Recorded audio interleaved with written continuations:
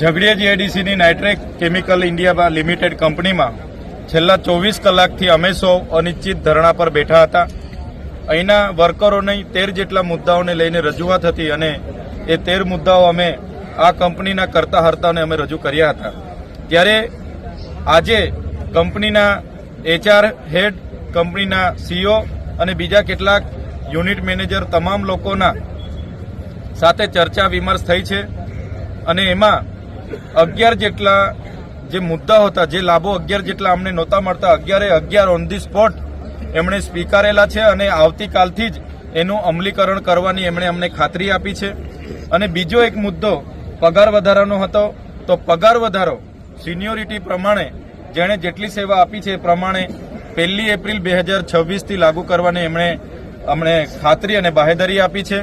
અને જે વર્ષો જૂના એમ્પ્લોય છે તો એ એમ્પ્લોયને તાત્કાલિક એમને કંપની એમ્પ્લોય કરવા માટે આવનારી બોર્ડ ઓફ ડિરેક્ટરની કમિટીમાં એ દરખાસ્ત મૂકવામાં આવશે અને આગળ જે પ્રકારે 50 લોકોને લેવામાં આવ્યા હતા એ જ પ્રકારે કેટલા લોકોની સિનિયોરિટી, એમની સેવા અને કેટલા વર્ષ કામ કર્યું, કેવું કામ કરે છે એના પરથી કંપની એમ્પ્લોય તરીકે લેવાની એમણે અમને ખાતરી આપી છે.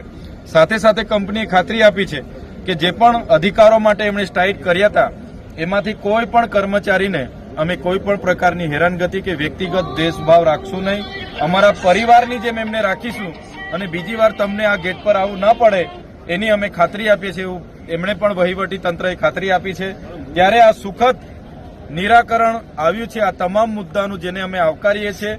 અને આ પ્રસંગે અહીંયા ઉપસ્થિત થયેલા તમામ વર્કરો, એમને સમર્થન કરનારા આગેવાનો અને પોલીસ વિભાગના અધિકારીઓ, મીડિયાના મિત્રો, તમામ લોકોનો સુખદ નિરાકરણ આવવાથી અભિનંદન આપીએ છીએ અને બધા જ લોકોનો અમે આભાર માનીએ છીએ. ધન્યવાદ.